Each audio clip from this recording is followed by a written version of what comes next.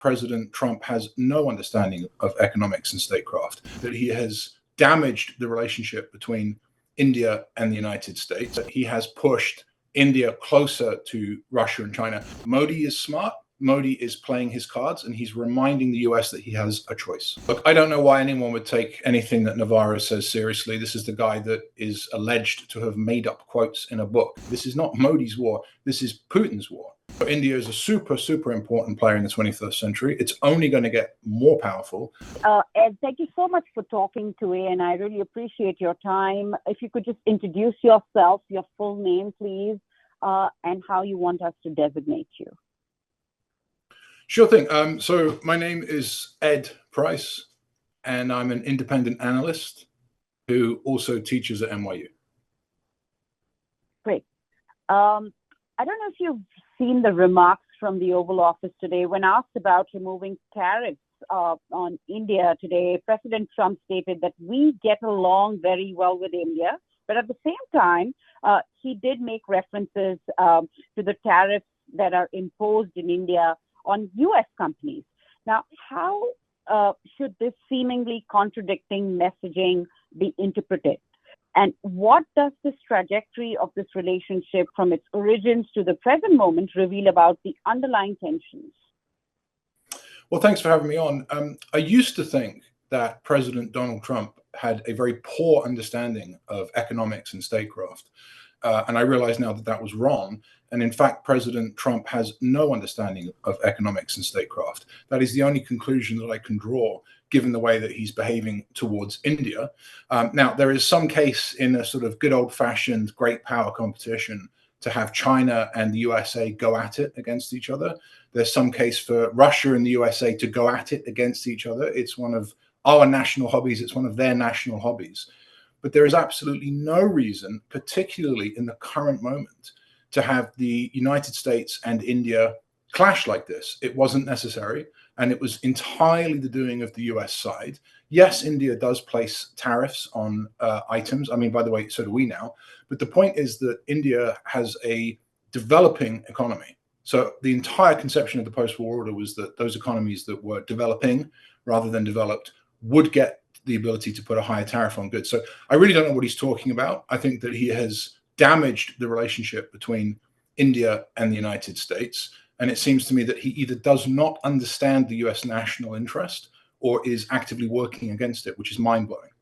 Just a few days ago, we did see a united front that appears to be forming, which is President Xi Jinping, flanked by President Putin and Prime Minister Modi, all together in one frame, in one picture. How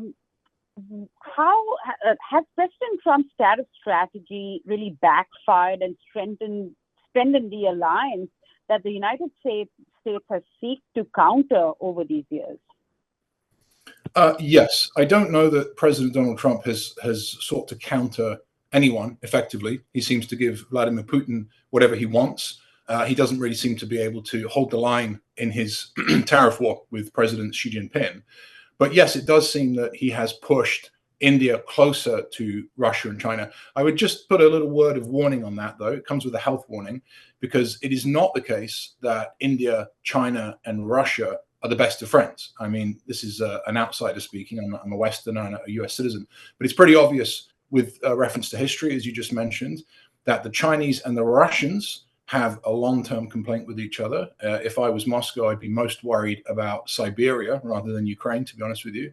And of course, the Chinese and the Indians have very deep civilizational differences and a border dispute right up until the present day. So yes, President Trump has pushed Modi closer to Putin and Xi, but I wouldn't look at that visual that we saw, that compelling visual, and think that it is necessarily the case that those three men will now always work together. Modi is smart. Modi is playing his cards, and he's reminding the US that he has a choice. Now, some serious allegations coming in from Jake Sullivan, who has accused Trump of sacrificing India relations to advancing family business interests in Pakistan. To what extent might personal financial considerations be influencing the broader foreign policy decisions by the Trump administration, particularly keeping Pakistan in mind? Well, Jake Sullivan is a partisan political actor, so I won't remark on his views. I'm an independent analyst, but it does seem that the president of the United States has active financial interests. And this is a departure with what's always traditionally been the case, right? Which is that presidents are not supposed to have active financial interests. And I'm afraid to say we'll never know. I mean, it's almost impossible to get to the bottom of what exactly those interests are. We just know that they exist. One example that is pretty well documented at the same time as not being very well documented is this meme coin scam, and these various sort of coins that pop up. People try and buy them, they're pulled out. You know, it's all very shady. So yes, I would say that the president of the United States probably does have some sort of personal active financial interest, which is a departure from the norm. But someone like me from the outside, I have no information. I don't really know what those interests are. Right. Now, if we talk about, some allegations by some Trump loyalists, Peter Navarro, to be precise, he used inflammatory language referencing this war in Ukraine as Modi's war and making derogatory comments. How significantly might such rhetoric damage this bilateral relationship? Well, look, I don't know why anyone would take anything that Navarro says seriously. This is the guy that is alleged to have made up quotes in a book that he wrote, quotes from himself. So again, Navarro is one of these characters that I think is probably a little bit off-piste intellectually as well as in terms of the administration's policy. That said, he has a position of influence. We're talking about him right now, and probably that is something that the Indians will note. By the way, in defense of Modi, this is not Modi's war. This is Putin's war. Putin's war. So it's very strange to me that the United States has an official who is making remarks like that. And let's bring it back to the start of our conversation, if I can. The United States has every interest in making friends, deeper friends with India right now. If I was running US trade policy, which obviously I'm not, but if I was running US trade policy, I would have India tariffs at 0%, not 50. So Navarro, honestly, not someone that I take seriously. Foreign policy experts have warned that pressurizing India to abandon Russia could drive it deeper into the Moscow sphere of influence, because historically this relationship has been that strong. Are we witnessing this prediction materialize through India's increased BRICS engagement alongside with Brazil, who's also been slapped by heavy tariffs? Well, there is no Moscow sphere of influence, and that's Putin's entire problem, right? He's trying to rebuild the old Soviet empire. So there is no Moscow sphere of influence. There is a Chinese sphere of influence, which Russia is a part of right now. Now, if you're asking whether India under Modi is willingly becoming a part of that sphere of influence, which is effectively the Chinese sphere of influence, no.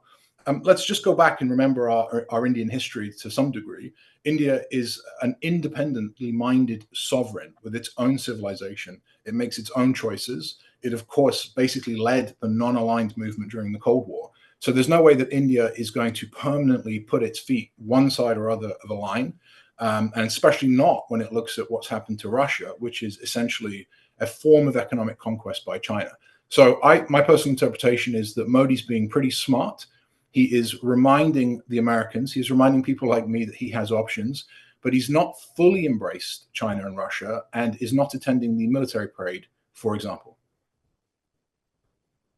Well, my last question is, what concrete diplomatic and economic steps could actually reverse this current downward trajectory before the United States potentially loses what many analysts consider as the most crucial 21st century partnership?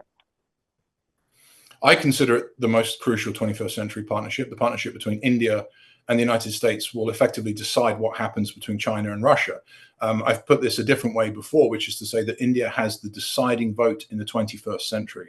If India chooses the US versus China, or if India sits out of any US-China competition, it will effectively decide the outcome. So India is a super, super important player in the 21st century. It's only going to get more powerful.